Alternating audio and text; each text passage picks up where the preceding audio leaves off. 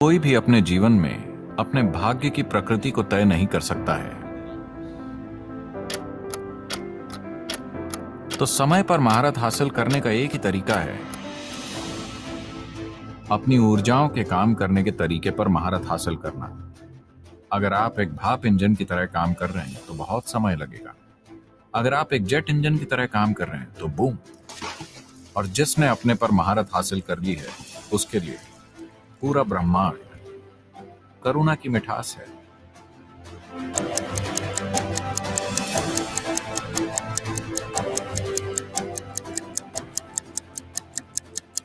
एक बार जब आप एक इंसान के रूप में यहां जन्म लेते हैं तो जीवन थोड़ा जटिल हो जाता है।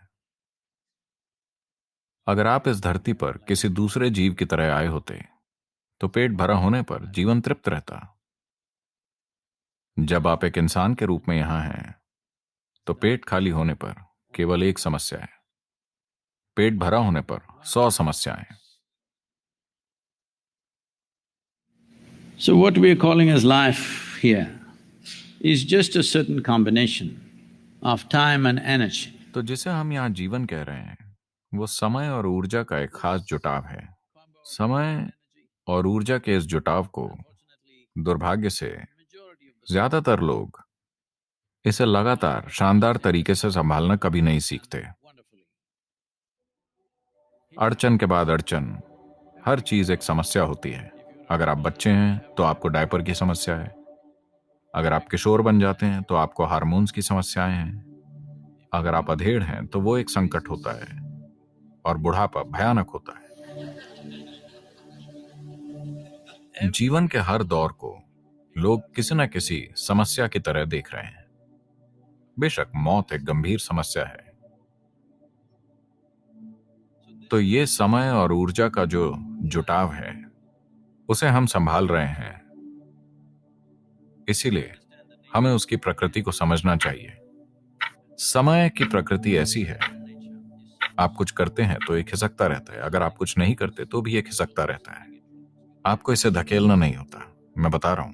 हेलो, आप अभी यहां बैठे हैं, समय खिसकता जा रहा है। आप बहुत काम कर रहे हैं, समय खिसक रहा है। आप कुछ नहीं कर रहे हैं तब भी ये खिसक रहा है। आप जागे हुए हैं, ये गुजर रहा है। आप सोए हुए हैं, ये गुजर रहा है।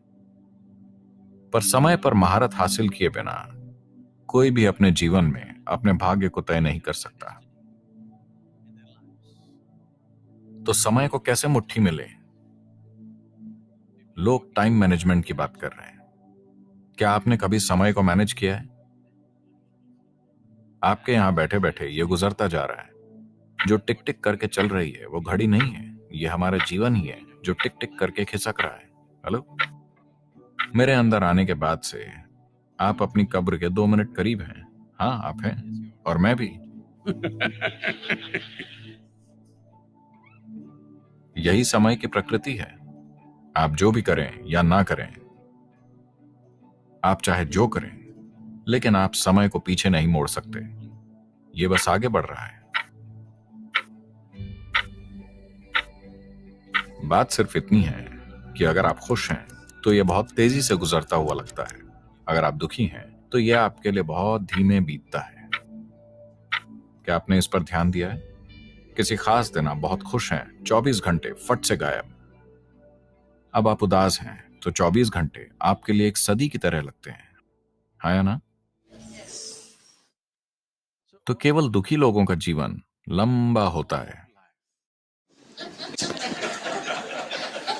अगर आप एक खुश मिजाज इंसान हैं तो ये जीवन छोटा है। अगर आप परमानंद में हैं तो ये सिर्फ एक पल का है। आपको पता चलने से पहले ये खत्म हो जाएगा। जीवन इतनी तेजी से गुजर गया कि मेरे शरीर को भी एहसास नहीं हुआ कि समय बीत चुका है, और अभी भी मुझे एहसास ही नहीं हुआ कि समय बीत चुका है। ये ईशा का 30वां वर्ष है। ये ईशा फाउंडेशन की 30वीं वर्षगांठ है, और मुझे यकीन ही नहीं होता 30 साल। मुझे अपने अनुभव में ये 3 दिन जैसे लगते हैं, और इन 3 दिनों में या 30 वर्षों में मेरे कार्यक्रम ऐसे रहे हैं। सिंगापुर मेरे लिए एक छुट्टी है, मैं सिर्फ गोल्फ खेलने आता हूं। वरना मेरे कार्यक्रम पागलों जैसे होते हैं, ठीक है? हर दिन कम से कम 20 घंटे हम लगे रहते हैं। मैंने अब तक कभी अब तक मेरा एक भी हवाई जहाज नहीं छूटा है। एक दिन में कभी कभी मैं 6 हवाई अड्डों पे रहा हूं, लेकिन कभी मेरा हवाई जहाज नहीं छूटा। मैंने कभी कोई मीटिंग नहीं छोड़ी।